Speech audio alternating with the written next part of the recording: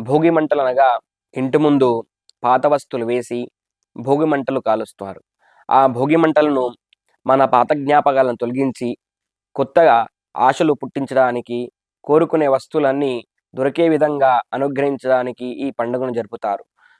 భోగి పండగ దక్షిణ భారతదేశంలో ముఖ్యంగా మన తెలంగాణ, మన ఆంధ్రప్రదేశ్‌లో ఎక్కువగా ప్రాముఖ్యంగా జరుపుకునే పండగ.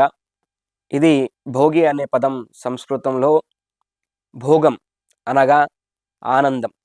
ఆనందాన్ని పొందడానికి భోగి పండగ చేసుకుంటారు. భోగి పండగ సమయంలో ప్రజలు పాత వస్తువులన్నీ భోగి మంటలో వేసి కొత్త ఆశలను స్వాగతించే పండగ ఇది.